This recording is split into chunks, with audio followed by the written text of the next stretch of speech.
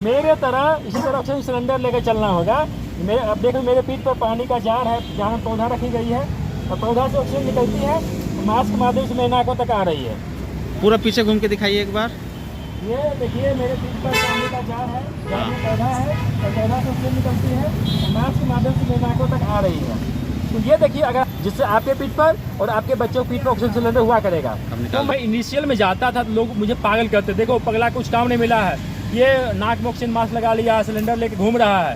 तो मैं इनिशियल में तो काफ़ी पागल लोग कहता था, लेकिन आज बड़े शान से लोग मुझे देखते हैं और इस चीज़ को समझते हैं। मेरे हाथों में एक लगी होती है, सांसें हो रही है कम, आओ पेड़ लगाएं हम, और इस हाथ में फ्लैग होती है और सर में जल बचाओ जीवन बचाओ, पर्यावरण बचाओ जीवन बचाओ लिखी होती है। तो मैं नुक्कड़ पर जाकर, सड़क पर जाकर, गांव में जाकर, ग्रामीण हाट पर जाकर लोगों को बताता हूं, आप बर्थडे पर केक काटने के बजाय या केक काटने के साथ साथ आप पौधरोपण करने का कल्चर डेवलप करो। आप एनिवर्सरी पर केक काटते हो, उसके साथ साथ या उसके बदले में आप पौधरोपण करने का कल्चर डेवलप करो। आप शादी के में जाते हो तो आप बुके के बदले आप, या किसी शिष्टाचार मुलाकात करने जाते हो तो बुके के बदले आप पेड़ दो।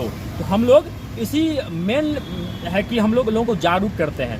हम लोग अकेले क्या कर सकते हैं? 2 लाख 4 लाख 5 लाख पेड़ रोप सकते हैं, 10 लाख पेड़ रोप सकते हैं, लेकिन अभी इंडिया में करोड़ों पेड़ की आवश्यकता है। तो हमारा प्रयास है कि हर इंडियन 144 करोड़ पॉपुलेशन जो है, हर इंडियन आगे आए, हर इंडियन जन्मदिन पर और शादी के सालगिरह पर पौधरोपण करने का एक कल्चर बना। भी बड़ी कहानी है।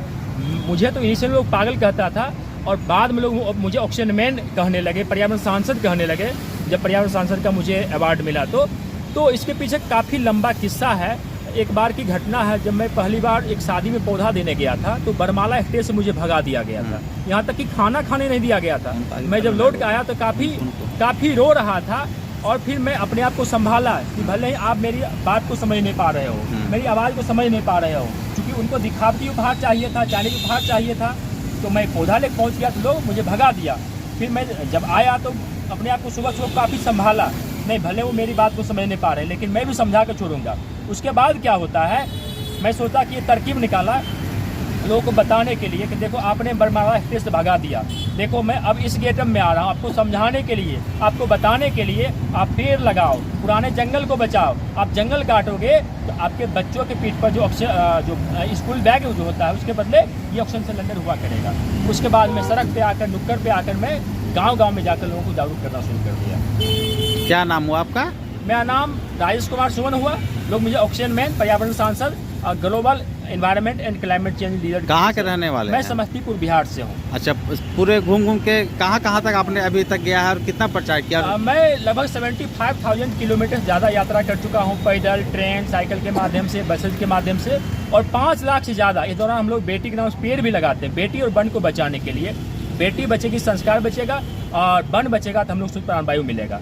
जिस घर में बेटियाँ पैदा होती है तो बेटी के द्वारा ही हम लोग पेड़ लगवाते हैं, मैंगो ट्री और लीची का पेड़ लगवाते हैं। वाह। कैंपेन का नाम दे रखा हूँ ऑक्सीजन बचाओ हित यात्रा कैंपेन, और देश भर में जाकर 75,000 किलोमीटर की यात्रा कवर कर चुका हूँ और लोग बताता हूँ, इसी गेटअप में जाता हूँ